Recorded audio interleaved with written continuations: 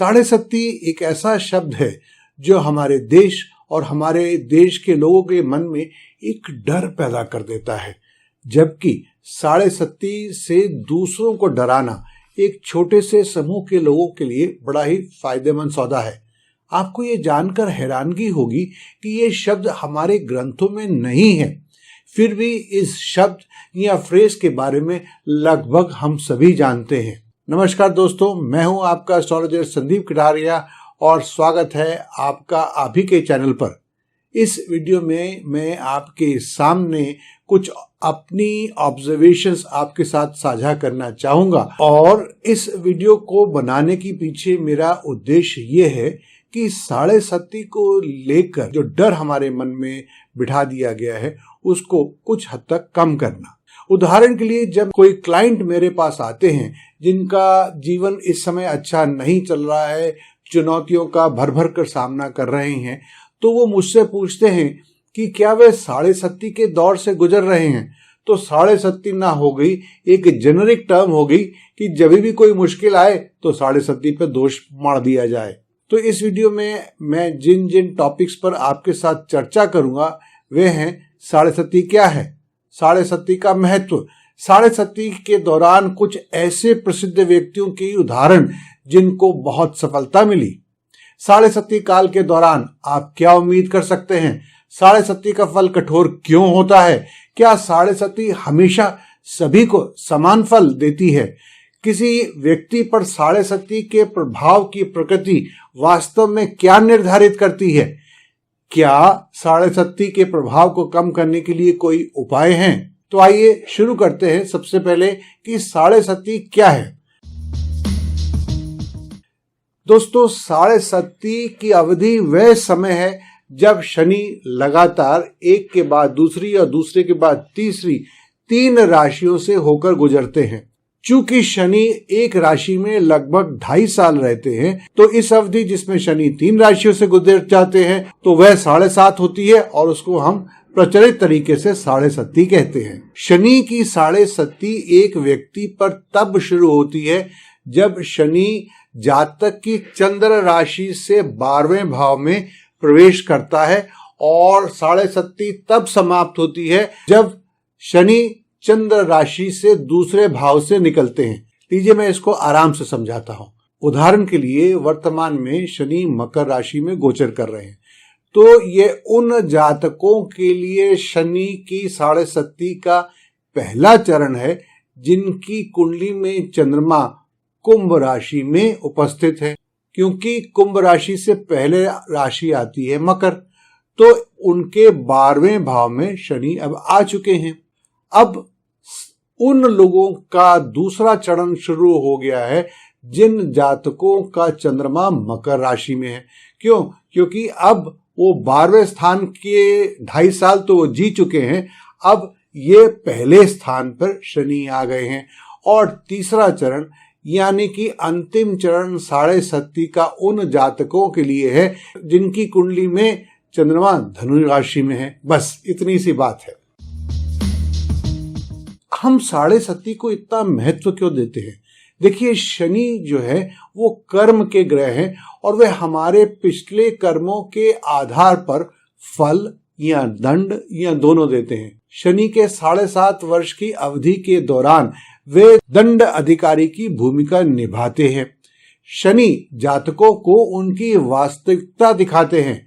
वे माता पिता के समान हैं जो जातक को उसकी गलतियों पर दंड देते हैं बिना किसी भेदभाव के और जीवन के महत्वपूर्ण सबक सिखाते हैं। शनि को 12 राशियों में गोचर करने में लगभग 30 वर्ष लगते हैं।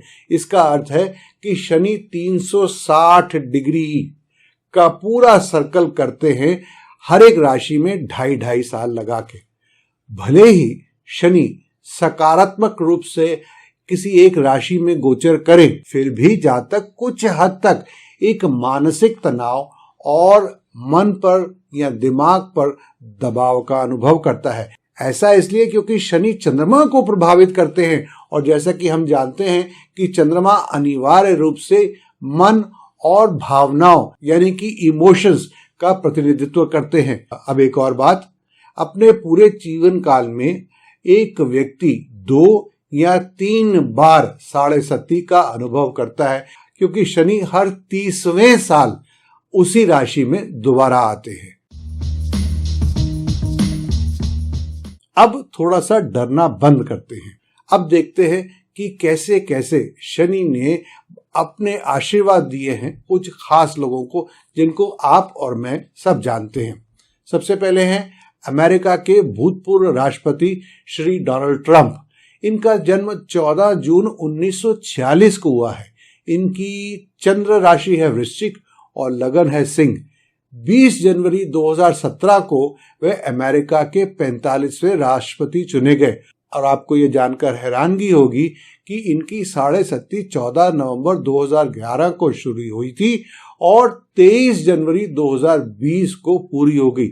यानी साढ़े सती के दौरान ये राष्ट्रपति बने अमेरिका के। दूसरा केस हम लेते हैं भारत के भूतपूर्व प्रधानमंत्री श्री मोरारजी भाई देसाई का। इनका जन्म 29 फरवरी 1896 को हुआ था। लगन मिथुन, चंद्र राशि सिंह। आप जुलाई 1975 से लेकर अक्टूबर 1982 तक साढ़े सती में रहे। और इंटरेस्टिंग बात यह है कि 24 मार्च 1977 से लेकर 28 जुलाई 1979 तक आप देश के चौथे प्रधानमंत्री रहे। आइए अब हम तीसरा केस लेते हैं। ये है जेफ पी बेजोस का। जी हाँ, इनको तो आप सब जानते होंगे क्योंकि आप और मैं अमेज़न से रोज कुछ ना कुछ मंगवाते रहते हैं। ये उसके फाउंडर है। तो इनका जन्म हुआ है 12 जनवरी 1964 को। लगन मीन, चंद्र राशि धनु। साढ़े सती इनकी शुरू हुई 2 नवंबर 2014 को और ये चलेगी 28 अप्रैल 2022 तक। साढ़े सती के दौरान आपकी गिनती दुनिया के सबसे अमीर लोगों में होनी शुरू हो गई। आइए अब हम बात करते हैं हमारे देश के प्रधानमंत्री माननीय श्री नरेंद्र मोदी जी के बारे में। आपका जन्म 17 सितंबर 1950 को हुआ। लगन और चंद्र राशि दोनों एक ही हैं, यानी कि वृश्चिक। आपकी साढ़े सती शुरू हुई 14 नवंबर 2011 को और साढ़े सती समाप्त हुई 23 जनवरी 2020 को। इस दौरान 2012 में आप गुजरात के तीसरी बार मुख्यमंत्री बने और मई 2014 में भारत के प्रधानमंत्री बनने का गौरव प्राप्त हुआ। और यही नहीं, साढ़े सती के आखिरी पड़ाव में 2019 में आप दूसरी बार प्रधानमंत्री के रूप में चुने गए। चलिए अब चलते हैं फिल्म इंडस्ट्री की तरफ और बात करते हैं मशहूर एक्ट्रेस प्रियंका चोपड़ा की, जो कि मिस वर्ल्ड भी रह चुकी हैं। इनकी जन्म तिथि है 18 जुलाई 1982। साढ़े सती इनकी शुरू हुई 17 अप्रैल 1998 को और साढ़े सती इनकी समाप्त हुई 5 सितंबर 2004 को। इस दौरान आप फेमिना मिस इंडिया वर्ल्ड बनी और तुरंत उसके बाद सन 2000 में लंदन में जो प्रतियोगिता हुई उसमें आप मिस वर्ल्ड चुनी गई और आपको ताज पहनाया गया। साढ़े सती के प्रभाव में ही 2002 में आपने बॉलीवुड में अपना करियर शुरू किया। अब क्रिकेट। महेंद्र सिंह धोनी, इनको कौन नहीं जानता है, पूर्व कप्तान है इंडियन क्रिकेट टीम के। आपकी जन्म तिथि है 7 जुलाई 1981। लगन और चंद्र राशि दोनों हैं कन्या। साढ़े सती आपकी शुरू हुई 31 अक्टूबर 2006 को और ये चली 2 नवंबर 2014 को। इस दौरान आपने बहुत सारी उपलब्धियां इकट्ठी करी। साढ़े सती के दौरान इनकी कप्तानी में भारत ने पहली बार T20 वर्ल्ड कप 2007 में जीता और साल 2007 में इन्हें राजीव गांधी खेल रत्न प्राप्त हुआ और इन्हें 2008-2009 में ICC player of the year award भी मिला। साल 2009, 2010 और 2013 के दौरान ICC वर्ल्ड टेस्ट 11 के कैप्टन रहे। अप्रैल 2011 में इनकी कप्तानी में भारत ने विश्व कप भी जीता। और इस तरह से बहुत सारे उदाहरण दिए जा सकते हैं। अब तो आप में से बहुत सारे दर्शक समझ ही गए होंगे कि साढ़े सती केवल नुकसान का प्रतीक नहीं है, जैसा कि वो वाले पंडित जी या उस वाली किताब में लिखा था। आइए अब बात करते हैं कि साढ़े सती काल के दौरान आप क्या उम्मीद कर सकते हैं। देखिए, ग्रह अपने आप में अच्छे या बुरे नहीं होते हैं, ये तो हमारे लिए कुछ संदेश लेकर आते हैं डिवाइन का, और कुछ परिस्थितियों के ये कारण बन जाते हैं। तो इस बात को दिमाग में रखते हुए अब देखते हैं कि शनि देव हमारे को क्या कहना चाहते हैं और हमारे से क्या करवाना चाहते हैं। नंबर 1, कड़ी मेहनत। ऐसा समझ के चलिए कि साढ़े सती के दौरान आसान जीवन के दिन अब खत्म हो गए। शॉर्टकट, आसानी से पैसा कमाना, आसान जीवन शैली की कामना करना या बड़े बड़े सपने चारपाई पर लेटकर देखना बंद कर दीजिए। ये सब गुजरे जमाने की बातें हो गई हैं। अब जातक को जीवन में सफल होने के लिए कठिन परिश्रम करना अनिवार्य होगा और इसमें किसी भी प्रकार की ढिलाई बरतने पर तुरंत दंड मिल सकता है। दूसरा, कंफर्ट जोन से बाहर निकलिए। देखिए, साढ़े सती ये संकेत करती है कि आपके कंफर्ट जोन से बाहर निकलने का अब समय आ गया है। उदाहरण के लिए, आलसी और कंटेंटेड लोग अपनी नौकरी खो सकते हैं। हालांकि लंबे समय में ये नुकसान या ये दंड उनके लिए फायदेमंद सिद्ध भी हो सकता है। क्यों? क्योंकि उन्हें अपनी स्किल को अपग्रेड करना पड़ सकता है या नई स्किल सीखनी पड़ सकती है। साढ़े सती के दौरान एक उचित योजना के साथ शनि आपको डर का सामना करने के लिए प्रेरित कर रहा है। तीसरा, बाधाएं यानी कि ऑब्स्टिकल्स, हर्डल्स। इस अवधि के दौरान जीवन आसान नहीं होगा, ये बात मान लीजिए। आपको चुनौतियों का सामना करना ही होगा और रुकावटों से निपटना ही होगा। इस अवधि के अंत में अगर आपके कर्म अच्छे हैं तो शनिदेव आपको बहादुरी और हिम्मत के लिए पुरस्कृत भी करेंगे। इसलिए कभी भी हार नहीं माने, क्योंकि ये बाधाएं टेम्परेरी हैं, हमेशा के लिए नहीं हैं। चौथा, स्ट्रेस यानी कि तनाव। इस दौरान जैसे कि मैंने पहले भी बताया कि आप मानसिक तनाव को अपने जीवन का हिस्सा बनाने के लिए तैयार हो जाएं। इसलिए आप पहले से ही सुसज्ज हो जाएं, हर परिस्थिति में शांत रहें और मेडिटेशन करना सीखें। साथ ही ज्यादा सोचना, जिसको कि ओवर थिंकिंग भी कहते हैं, इसको करने की प्रवृत्ति से बचिए।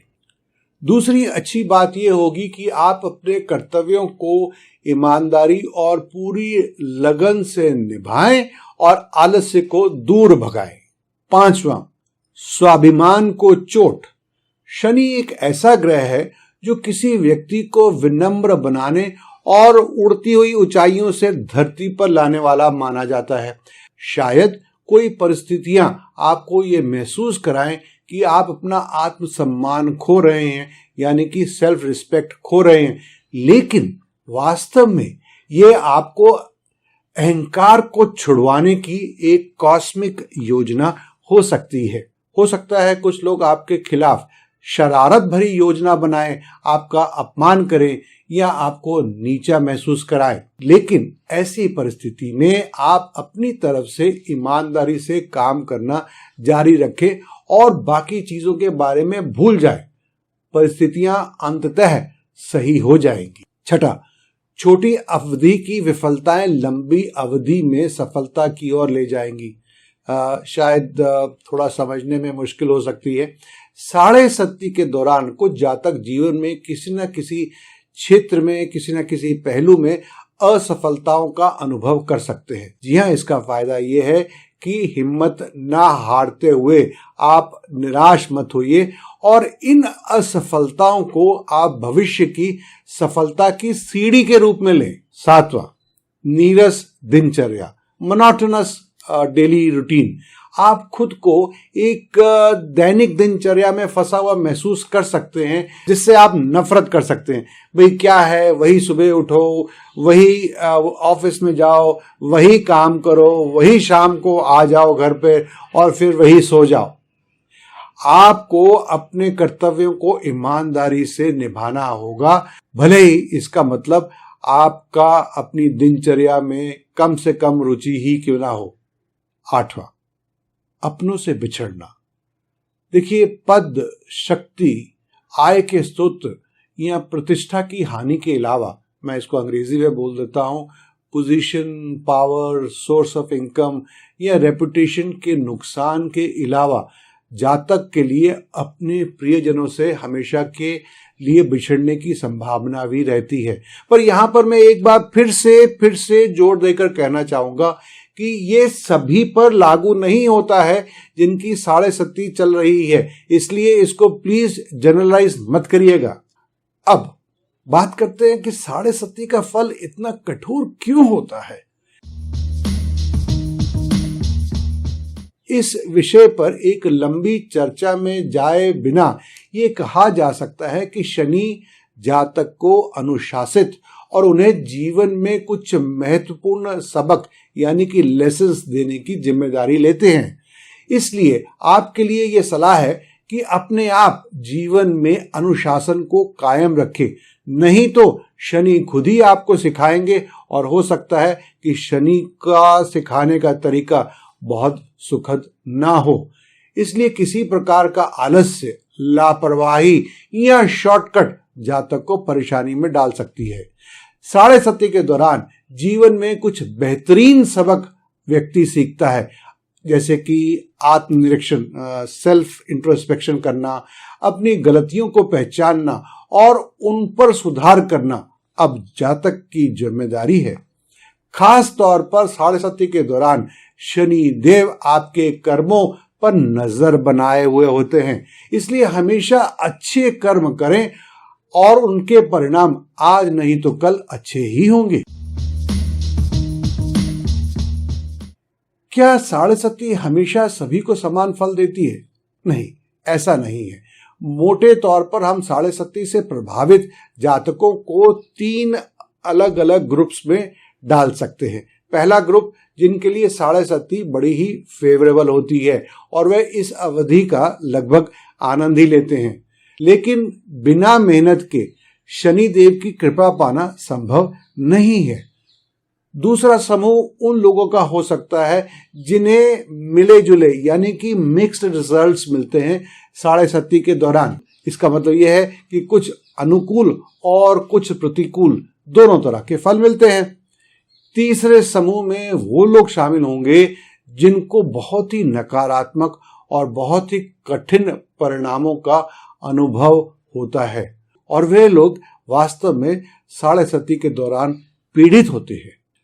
अब हो सकता है कि आप में से कुछ लोग प्रश्न करें कि किसी व्यक्ति पर 7.5 के प्रभाव की प्रकृति वास्तव में कैसे निर्धारित करें।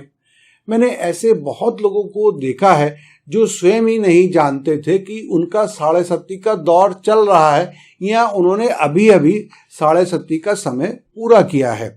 यहाँ पर मैं आपको बताने की कोशिश ये कर रहा हूँ कि इस कुंडली में सभी ग्रहों की उपस्थिति हमें देखनी होगी, उनकी पोजीशन देखनी होगी और उनमें भी सबसे ज्यादा ध्यान देना होगा शनि पर और चंद्रमा पर, क्योंकि यही 2 ग्रह अच्छे से एक्यूरेटली प्रिसाइजली बता सकते हैं कि 7.5 का समय कैसा जाएगा। फिलोसॉफिकली अगर देखा जाए तो ये व्यक्ति द्वारा अतीत में किए गए, नहीं मैं सिर्फ पास्ट लाइफ की बात नहीं कर रहा हूं, अगर कोई व्यक्ति 40 साल का है तो 30 साल में, 35 साल में, 20 साल में उसने क्या कर्म किए हैं उनका फल शनिदेव निर्धारित करते हैं और उसी के अनुसार वह व्यक्ति को दंड या पुरस्कार या दोनों का मिश्रण देते हैं।